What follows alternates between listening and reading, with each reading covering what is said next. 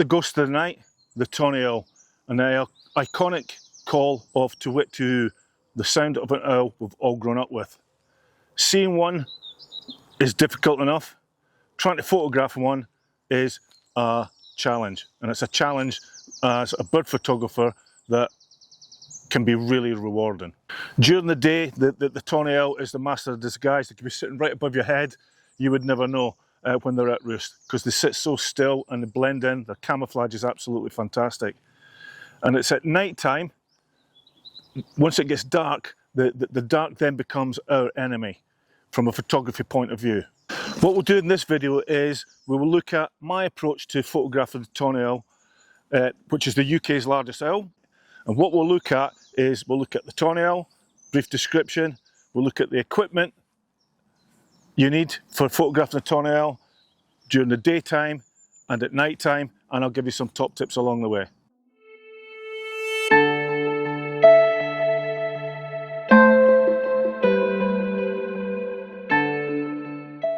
As I said, the tawny owl is the UK's largest owl. They are strictly nocturnal, but they can be found roosting during daylight hours if you know what to look for. I did a previous video on how to find the tawny owl, and I'll leave a link for that in the description below. In that video, it's everything that you need to know about the tawny owl and how to find them. In this video, which is a follow-on to that, I'm purely going to look at my approach to photographing the tawny owl during daylight and nighttime hours. So what equipment would I recommend that you need for photographing the tawny owl? The real problem you've got from a photographic point of view is the low light conditions that you're going to find yourself in. Unlike the more visible barn owl that you can see during daylight hours, the tawny owl is really crepuscular. You're only really going to see it last thing in the evening, or maybe first thing in the morning. Both challenging low light conditions, so the equipment you need to photograph them needs to reflect that challenge of low light. So what equipment are you going to need for photographing the tawny owl? Well, my approach to it is I have a Canon R5, which is a full frame camera, got a very good dynamic range, and it's mirrorless, which I'll come on to in a second or two. And that's actually paired here with an RF 200 to 800mm zoom lens. I would recommend zoom lenses in the range of something between 300 and 600mm should be suffice. And the thing about using the zoom lens is that you really need to give the tawny owl room. If you get too close to them, they'll be gone. So use your zoom, give them room. Again, because of the low light conditions, I'm going to recommend that you definitely need a tripod. And by using a tripod, when you've got low light, that allows you to get slow shutter speeds, which in turn will lower your ISO. So tripod is very essential. The other thing you're also going to need is a pair of binoculars, especially if you're trying to find the tawny owl during daylight hours. As I said, the camouflage is absolutely fantastic. You definitely need a pair of binos if you want to find them during the day. Trying to find a tawny owl in daylight hours to photograph when they're at roost is like trying to find a needle in a haystack. I really mean it, it's really difficult. However, I've found one. It's just about 20 metres away from me. It's rested, it's peaceful. What I'm going to do now is I'm going to try and get some shots and a little bit of video, and then I'm going to go away and leave the owl to roost in peace. Okay, so how do we go about actually finding the tawny owl? Let's start with the hard bit, and that's trying to find them during daylight hours. Now during daylight hours, the tawny owls are going to be at roost. Again, I emphasise how well and how good the camouflage is, and what they will do is they will tuck themselves right up against the side of a tree trunk, and it can be very difficult to see them. Now, there are a number of clues that will make your search for the tawny owl during daylight hours easier, and I'll talk about them now. Clue number one is what's known as whitewash. Whilst you're walking through a wood, this wood here, I know that there are tawny owls in here. If you're walking through a woodland and you come across brambles, bushes, ferns at the base of a tree, and they're covered in bird poo, which is known as whitewash, then that can be an indicator that you've got an owl above you. And all you need to do is really just, using your binos, get your binos out and just really scan up into the tree. And what you're looking for, as I said, is that the bird normally sits tight up against the trunk of the tree. The other thing, again, if you get that indication of that whitewash, the other thing that you can look for are owl pellets, right? If you've got owl pellets and you've got whitewash, that's a real indicator that you've got an owl's roost in place. Quickly just tell you about the difference between a barn owl pellet and a tawny owl pellet. A barn owl pellet tends to be a lot rounder, whereas the tawny owl pellet is cylindrical, a bit longer in length. The darker the pellet is, the fresher the pellet is. And again, that can tell you that a tawny owl has been in the area quite recently. So clue number one, whitewash. Clue number two is mobbing birds. If you suddenly hear an intensified number of small birds calling and alarming, that can be a real indicator that there's a predator in the area, and it could be a tawny owl. And that is often called mobbing. And what will happen is the small birds will team up together and they'll actually mob the owl to try and scare it out of the area. Mobbing and calling of these small birds is one of the best indicators that you have got a tawny owl in the area. Clue number three is a squeaky toy call. Now, if you're out in early summer, and it is early summer, between the months of May and July, in fact today is the 1st of July 2026, if you're in a woodland and you're listening and you hear a strange noise that sounds like a squeaky toy being made, then the probability is it is tawny owlets sat out branching on the trees calling on their parents, therefore making them easier to spot. So what should your approach be if you do find a tawny owl during the daylight hours? Once you do find one, your approach has to be silent. You need to be quiet, you need to be calm, you need to take your time. If the owl is there and it's got its eyes closed or semi-shut, then that owl is relaxed and it is at roost. It's when the eyes are fully open that the owl is aware that there is something there. And that's the sign for you to back off. Because what we don't want to do is we don't want to disturb the owl during the day when it's roosting. I can't reiterate enough how important your approach needs to be because of low light conditions. Today is a very bright day. I'm here in the middle of the woodland. However, there's cloud cover, the light's constantly changing, so the light's changing all the time. So you need to be careful with your camera settings. So when it comes to shutter speed, since tawnies spend the vast majority of their day sitting absolutely perfectly still, as I said, roosting up against the trunk of the tree, you can get away with quite low shutter speeds, which helps you in low light conditions. You can use surprisingly low shutter speeds. That owl is not going to move. So anything from about 1/50th of a second up to about 1/200th of a second allows you to keep your ISO low. So that's where I would start off with. And obviously if you've got more light, then you can raise your shutter speed accordingly.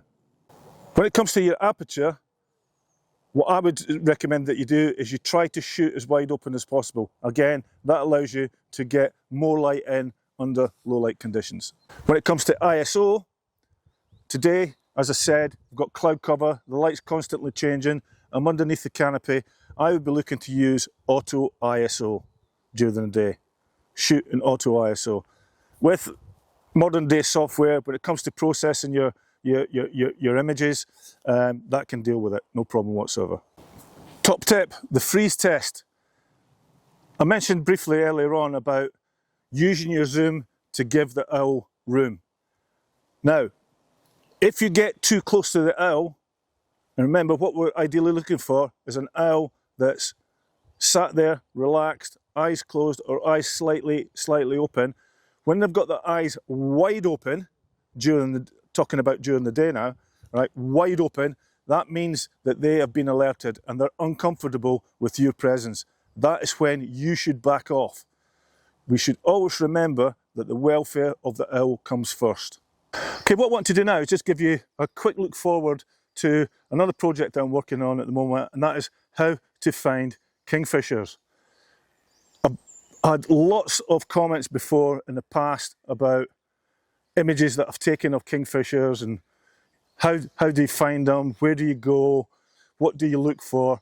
And I've done a couple of videos on kingfishers, but I think that this project on how to actually go out and find kingfishers would be great for beginners. So, coming soon from Kevin Hatley Photography, how to find kingfishers. And now, back to the video. So, how do you now go about trying to photograph the tawny owl at night? Photographing tawnies at night requires two things: specific locations and specific techniques. When we're talking about locations, at night time, you do not want to be wandering around a wood trying to find a tawny owl. It would be like trying to find a needle in a haystack. It's just not going to work. You need to research where the likely locations are going to be that you're going to find tawny owls.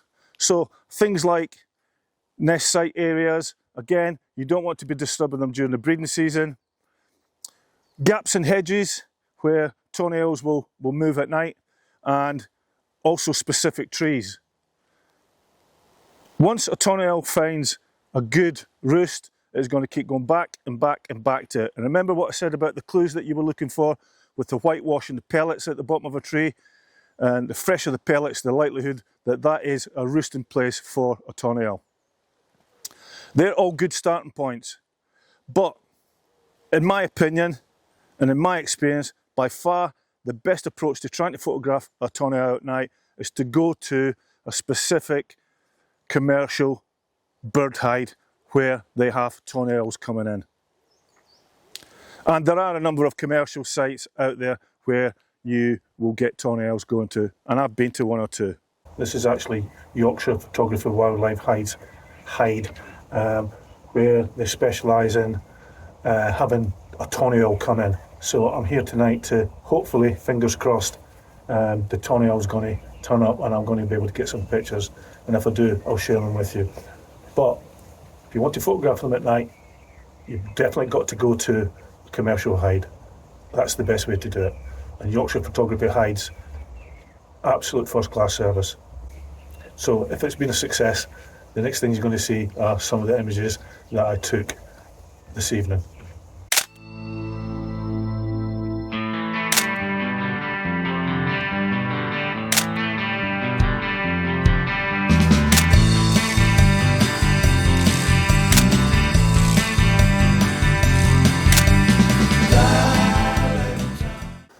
Top tip, if you have a mirrorless camera and you can enable electronic silent shutters, then activate them.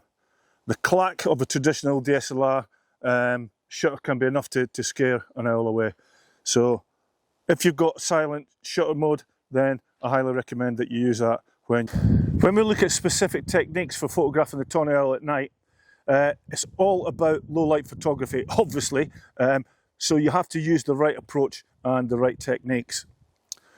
So the first thing we're going to look at is we're going to look at flash. Now, elephant in the room, in my experience, from what I've seen in well-managed bird hides where flash is used, the owls are not bothered by the flash. However, the flash needs to be set properly. So what does flash do? Well, flash will freeze the motion, and in that it can deliver really sharp images. What you're looking to do is use an external flash that's off your camera and it's got a diffuser on it. And again, what you're trying to do is use a low powered flash when you're taking these photographs. And really that flashlight is just there to give you a fill-in light. So that's flash. So at night, if you're using flash, I would recommend the following settings. When it comes to shutter speed, again, this is going to be dependent on your camera and its capabilities, but you're looking at a shutter speed between 1/160th of a second and 1/250th of a second, depending on the flash unit that you're using. Apertures, you're looking at between f4 and f8. Again, I always tend to shoot in auto ISO and a shoot in RAW, which allows me to process the images when I'm back at my computer. The power of the flash needs to be, as I touched on earlier, you need to be using the minimum power of flash that you can get away with to fill in the light that you need to get the detail. And you're looking at something between 1/16th and 1/32nd. 1/16th and 1/32nd for your flash output power.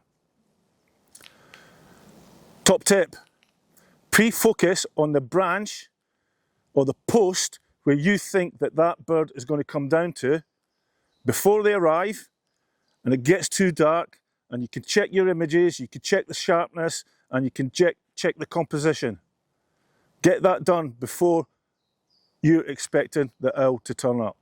When it comes to LED continuous lighting, it is going to provide you with a constant source of light, allowing you to see exactly how your images are going to look before you shoot. Again, with the LED, pre-focus on a post or a branch, check your images, check your composition before you expect the bird to turn up. The LED lighting should be set to its softest setting with a gradual low intensity setting so that the light is introduced gradually. At the start of the session, when you're using LED, the light should be very soft, and it should be set so that it can be increased ever so gradually as it gets darker and darker and darker. Again, taking the welfare of the tawnies into account. And again, my experience, they really aren't that bothered by continuous LED lighting and flash. Okay, what I want to touch on now is my approach to editing and post-processing. The enemy that you've got when you're photographing at night, the tawny owl, are the shadows and the highlights. In your post-processing, these are the areas that you need to look at, and noise. If you're a beginner to editing and post-processing, I did a previous video which was aimed at beginners, and I'll leave a link for that in the description below. My approach to editing and post-processing is that I use Lightroom Classic and I use DxO Pure Raw. First thing I do is I import my images into DxO, and I do all my global adjustments. Those are the adjustments that affect the whole of the image. Once I've done that, I then export it to Lightroom Classic, and this is where I'll make the local adjustments. And this is where I'll tackle things like, when you're photographing at night from a hide, is things like the shadows and the highlights, and I'll make the local adjustments to those two aspects of the image. So, for instance, the background, I'll look at the highlights and the shadows, I'll do them, I'll then switch to the subject, which is the owl, and again, what I'll look at there is things like the exposure of the owl, and again, the shadows. Once I'm happy with the image, I'll then export it to file. Top tip, it's all about the eyes. An owl image for me personally is all about the eyes. Owl's eyes aren't just another feature, they are the centerpiece of your image. The first thing that anybody will look at when they look at an image of an owl is they're going to look at the eyes. It is the centerpiece. So we need to make sure that we focus on the eyes. Very important. Okay, so what I want to do now is just leave you with some of my favourite images of the tawny owl, and I hope that you enjoy them.